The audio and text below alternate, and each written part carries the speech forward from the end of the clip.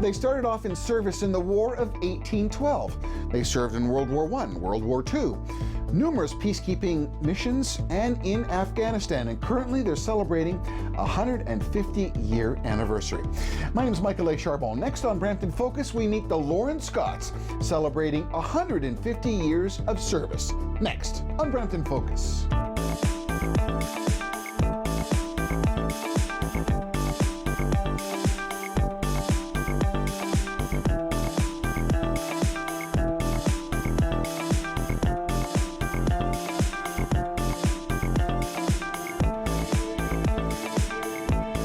Welcome back to Brampton Focus. Well, they participated in the South African War, World War I, World War II, UN peacekeeping, NATO operations, the War on Terror, and Afghanistan. It is the 150th anniversary of the Lorne Scots, and Brampton Focus is so proud to have two representatives. We actually have the commanding officer, Mr. Tom Ruggles, and Mr. Kwaku Wiafe, who is a sergeant, I was going to say. 3 chevrons on the man, and both of you, thank you so much for joining us here on Brampton Focus.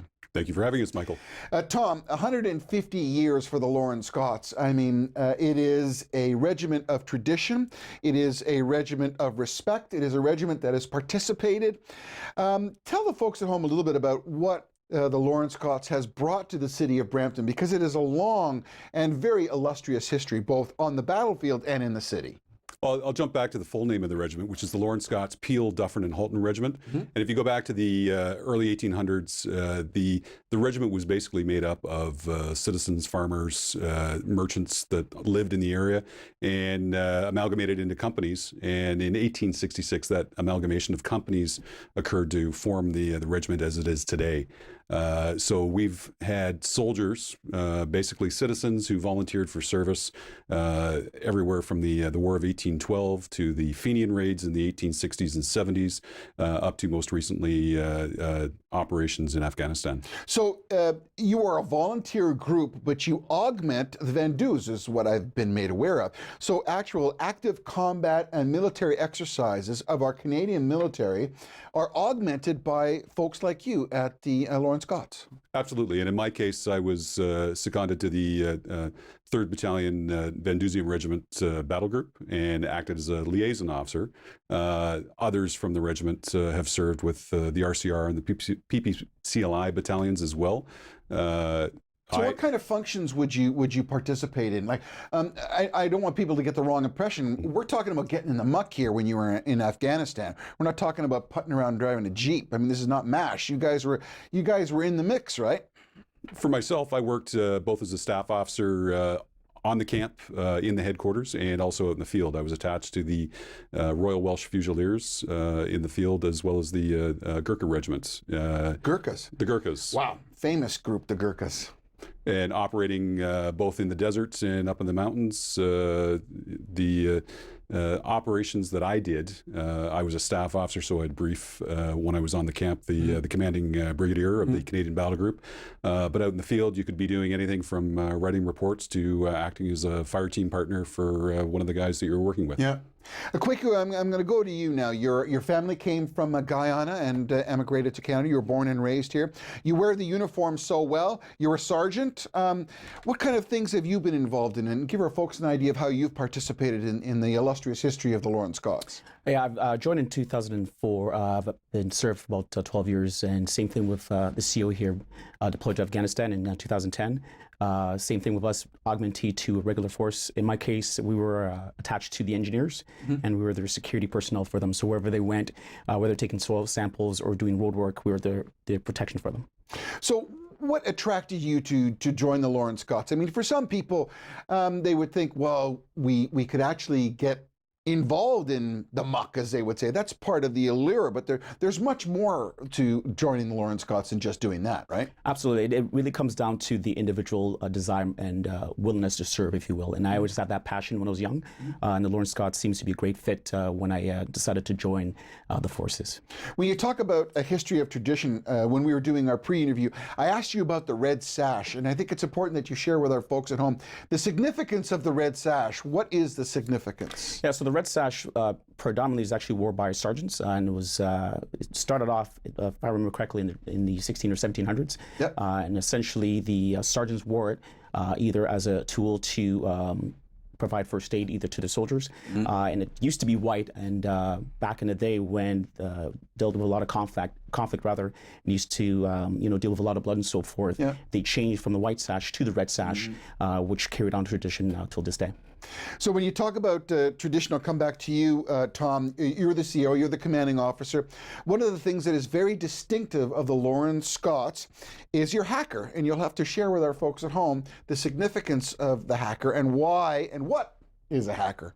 The hacker is somebody who does something on the computer. Nice. You did that to me, didn't I did. Yeah. He just threw me under the bus, kids. So the hackle, you think about an animal. Hackle. Hackle. So when an animal gets angry, the fur in the back of its neck goes up, and it's called raising the hackles. Same thing. It's something that identifies you as being So it's the yellow. Oh, it's not yellow. It's primrose. Primrose. Pardon me. It's a primrose floral, as you would call it, or hackle. It's called a hackle. Yeah. I didn't know that. Why is your hackle smaller than his hackle? It's just a style of wear. So style of wear? Style of wear. Mine might be tucked in a little bit further. Okay. So now I look at, whenever we see gentlemen in uniform, we see all these awards and all these medals. It is a significance to tours of service and acknowledgement of accomplishment. Is that correct? That's correct. So identify for us what you have on your lapel. For myself, I've got the Afghanistan medal with a bar for service in country. Right. I've got the Diamond Jubilee medal, our Canadian Forces decoration, which is a service award, and then from my civilian career, my Fire Services Exemplary Service Award. Right, and you're a division chief, fire chief. I am in Kitchener. So that's like your regular job, as you would say. This is your job on top. Quaker, you're also involved in the fire department, right? That's correct, with Toronto Fire. Toronto Fire. And tell me about what you've got. You've got the Afghanistan medal I see there, right? So the Afghanistan medal, also the Queen Diamond Jubilee medal, and the service medal for the Canadian Forces. Now, one of the other things which is traditional of the Lorne Scots is you guys are wearing a kilt. And tell us a bit about the history with the kilt and the actual mark of the kilt. One of the former COs back in the 1800s made an association with the Duke of Argyll, and was able to seek and get permission to wear his personal tartan, which is an ordinary Campbell tartan, and it's unique within the both Canadian Forces and the British Forces as well that we wear that tartan. So when I look at Quaker's shoulder, I can see that he's got the 3 chevrons, which acknowledge a sergeant. Where is your acknowledgement of the CO? Mine is up on the shoulders. Right. So the pips and the crowns. Pips and the crowns. Pips and the crowns, and that's a change that the Canadian Army made last year. We used to have the unified rank, which was the bars on the sleeve, and last year we've gone back to our own rank for both the Army, the Air Force, and the Navy. We're talking to the Lorne Scots. It's interesting. We're going to let you know in our second segment. There's some things that they participated in that you would not know of. What about the Brampton ice storm, the Mississauga derailment? Many things that the Lorne Scots, celebrating their 150th anniversary, contribute to our community, and also there's an opportunity for you to participate as well. You're watching Brampton Focus. We've got these 2 gentlemen from the Lorne Scots. We will return with lots more in our second segment right after this.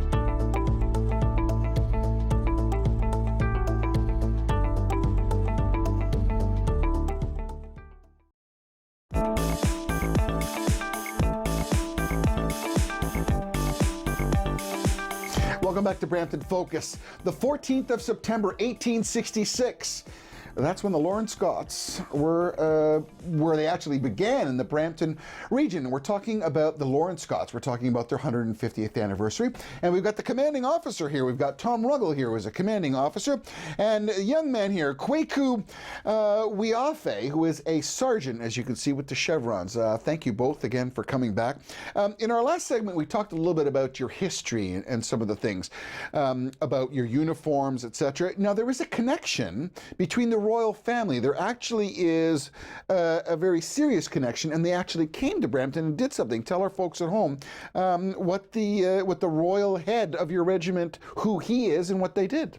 The head of our regiment, the colonel in chief, is His Royal Highness Field Marshal the Duke of Kent, and he came to visit us in September, both participating in the Trooping of the Colour. There he is there in the colours. That's the Queen's cousin, right? That's the Queen's cousin. Right. He also unveiled the monument that you see there, which is a takeoff of the Vimy Memorial in France, and it's in Gage Park. We've had him come over to unveil that. And also sporting the yellow hackle. He is sporting the Primrose Hackle. He's also the colonel-in-chief of our sister regiment, the Royal Regiment of Fusiliers, and that's where we got the hackle from. Wow. Now, one of the traditional things that takes place, and it's a very formal, it's a very honorable thing, is a trooping of the colors. And I've always seen the parades, and I've always seen where they review the troops. What actually is trooping of the colors mean? Essentially, it's the regiment showing its colors. Historically, the colors were the center point of the regiment.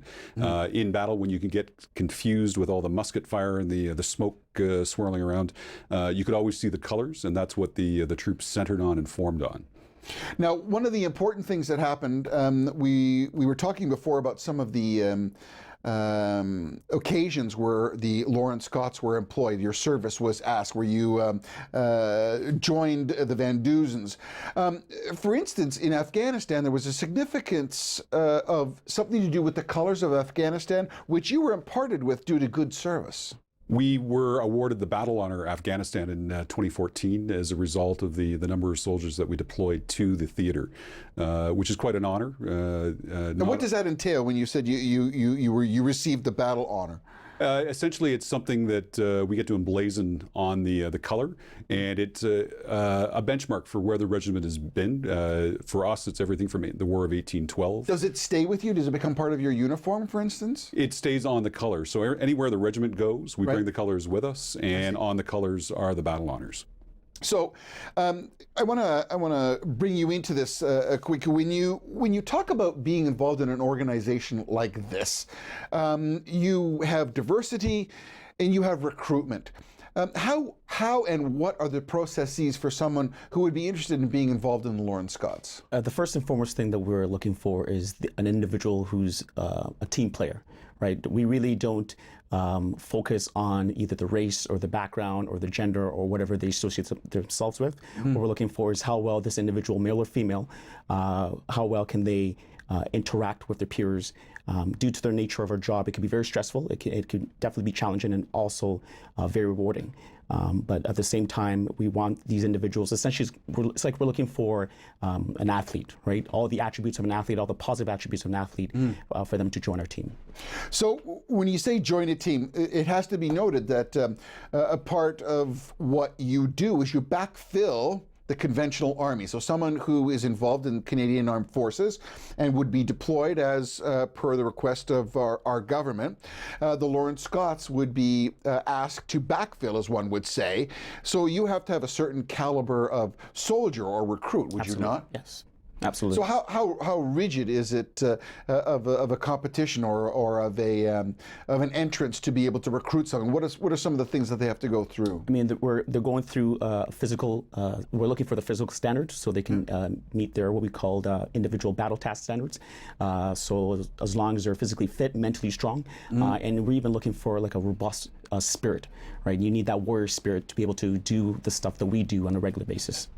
How difficult is it in this day and age? I mean, there are many youth now who live in a cloud of entitlement.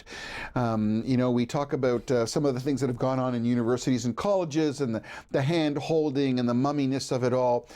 This is more.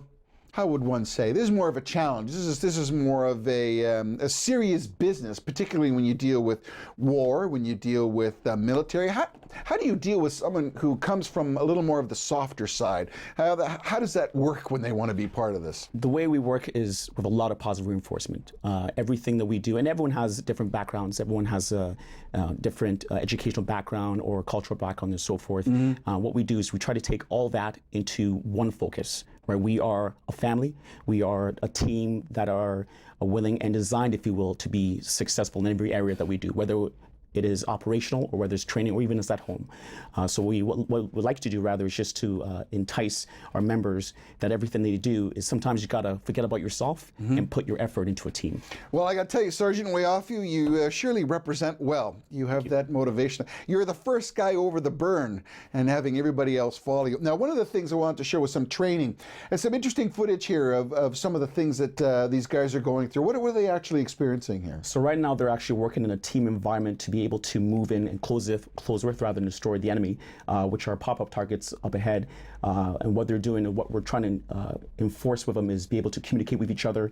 For example, one person will shoot, one person will cover, or they'll both shoot and they'll constantly talk to each other if they're running out of ammunition or if they see something that the other individual doesn't see. So they're really learning how to work in a close environment and trying to be safe as well and to keep each other focused. What's the current issue firearm now for Canadian Armed Forces?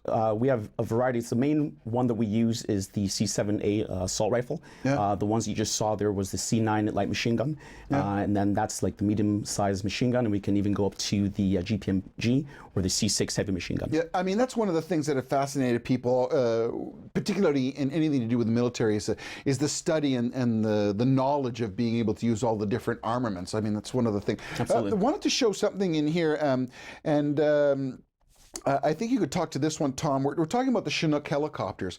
And when you talk about the seriousness of this and the team ability of this, these are a bunch of Chinook helicopters that are picking up a small platoon in Afghanistan, right? It is, yeah. This is from one of our soldiers' tours in Afghanistan. Yep. His platoon was being picked up and moved to another location. And the thing you've got to think about with Afghanistan is that it was unsafe to move on roads. In my own tour, my convoys, I think we were hit 3 or 4 times with IEDs, and the safest way to move is by air. But those Chinooks, I mean, goodness, as a kid I remember those Chinooks going to the CNE and having the air show. Those things are old as Satan, for goodness sakes. I mean, we need to consider getting some new helicopters, do we not? I mean, I know they're supposedly reliable, but they're old as sin.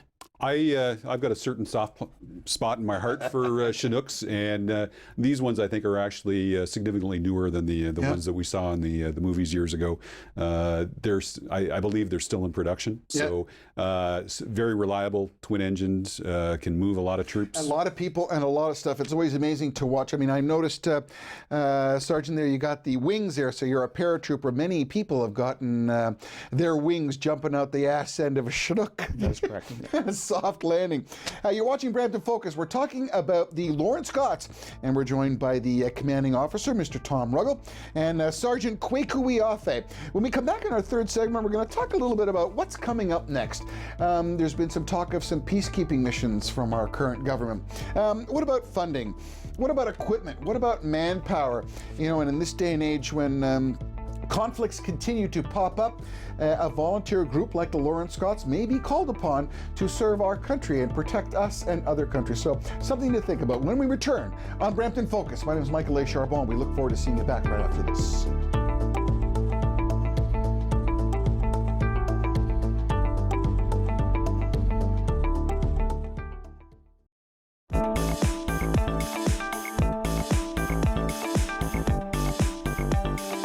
Welcome back to Brampton Focus, celebrating the 150th anniversary of the Lorne Scots. Joining me today for our final segment is their commanding officer, Mr. Tom Ruggell, and beside him, a sergeant with the 3 chevrons, Kwaku Afe.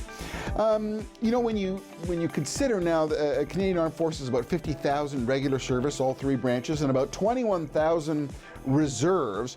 That's still, for a country of 35 million, that's a lot of people. But the biggest problem that we see in maintaining the 21,000 of those reservists is funding. What's your opinion of funding? What can we do to help an organization like the Lorne Scots and our 21,000 reservists to be prepared in the case of an emergency? I think just in general support, money is always an issue. We can always use more. However, the Lorne Scots and I think the reserves in the Greater Toronto area have been fairly lucky in that the funding we've been getting has been fairly consistent over the years. And to be honest, we've never been better equipped, better funded. We've got training opportunities where I've had soldiers in the States several times a year. We've sent a group over to Holland to participate in the Nijmegen March. We've done trips over to London with joint training with the British Army. So we're in good shape and we're about to get better. We've got a bit of freedom of action with recruiting because recruiting has always been our issue. Getting those recruits onto the armory's floors, trained, and then into a role that they can then be sent to augment the regular force or just individual augmentation on say peacekeeping operations or UN operations. Well, to bring things back to Brampton, Ruby Sahota, MP from Brampton North, conducted a defense policy review right here, and some of the positive things that came out of that is that the Liberal government is going to continue funding the military, and we're going to get involved in peacekeeping. Does that mean there's going to be more opportunities for deployment of the Lorne Scots? At this point, we know as much as you do. I don't know zip, so. But we're planning on it. We know that there's going to be something in the Baltic states, and we're fairly certain that there's going to be something happening in Africa. The details for that will come out in the new year. But I'm very confident that I will have soldiers at this time next year deployed overseas. So, Sergeant Wiafi, we talk about recruiting, we talk about being able to get the right person. Like a sports team, you need the right player. What would you say to the folks out there that, look at how smartly dressed you are, there is the invitation of participation potentially in a foreign land, camaraderie, like what are the aspects to entertain someone to join the Lorne Scots? One thing I gotta definitely tell the audience is you're always looking for a challenge. You're always looking for something, not only to better yourself, because it really does come down to not always about you, but it's always about your teammate, your peers, and so forth. And once you realize that aspect, you seem to grow a little bit more. So I invite people to come in and just have a look at what we do and how we do it. And, from the way we operate, from the way we dress, from the way we even interact with the community. I think that's what sets us apart.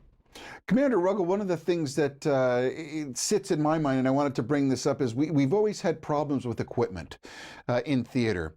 We talk about, you've got the labs that are from London, you got RGs, these are the vehicles that they actually move and use in theater. What's the state of our Canadian military today as far as our level of equipment and the tools that are given to the soldiers in the field of battle? If I compare what we've got today to what we had 10 or 15 years ago, we're light years ahead. The tools that we were using in Afghanistan were great. There was a defense review with respect to equipment that's seeing new equipment like the TAP V, which is a lighter patrolling vehicle being put into service with both the regular force and the reserve. And I think we're going to see changes down the road that will continue to see the improvement of the force protection, because that's really what we're looking at, is keeping these soldiers as safe as they can be in the difficult tasks that they get pushed into. Now, the modern technology, night vision goggles, and particularly with the advent of the IEDs in the vehicles having to have different elements put around them. I mean, the safety of the soldiers first and foremost. If you could wave your magic wand, is there something that you wish Canadian Forces would have that they don't currently have? More training, always more training. The training is the thing that's keeping you safe. It's not necessarily the equipment. It's not the vehicle. It's not the weapon systems that you got. It's the great training, and we have a lot of it in the forces. So ranges, bullets, rations, uniforms. And even staff colleges. We want to give our soldiers the opportunity to learn more in a collective environment with other people, how to think and react quickly when it comes down to it, and have that stuff instilled to them, into them. With just about a minute, just over a minute left, tell our folks at home how they can get in contact with you and have the potential to become a Lorne Scot, if they can make the mark. You can go to forces.gc.ca. You can also look online for the Lorne Scots on any of the social media feeds, Facebook and what have you. Over the next couple of months, we're going to be upping our game with respect to recruiting. You can expect to see our soldiers out there. And if you want to rock it old school, you can also give us a call at 451 Rocket old school. 2495? Yeah, 741-24. I'm giving you the wrong number. That's okay. You got your merge fixed. But the bottom line is you can go to, what was the website again? Forces.ca. Forces.ca. You know, I want to thank you both for being here. Sergeant Quaker Wayafi, I think you represent the epitome of what everybody would want to look to. So I thank you for being here, and I thank you for your service. And Tom Ruggles, you are the commanding officer. You are basically at the head of the parade, as they would say. Thank you for your service. I appreciate your Afghanistan acknowledgement. With the last 30 seconds, what's one thing that we have to look forward to from a military standpoint in the next 6 months? I think seeing us out on parade in the community, you're going to see our soldiers both in Brampton and the environments, Remembrance Day and other places. Beautiful. Thank you very much. Congratulations to the Lorne Scots. The Lorne Scots 150-year anniversary, a really important part of our community here in Peel, servicing you and I and protecting us and other people as things continue on. My name is Michael Charbon. You've been watching Brampton Focus. We encourage you to visit us at bramptonfocus.ca, and we appreciate your comments and your show suggestions. Thanks for watching. We'll see you again soon.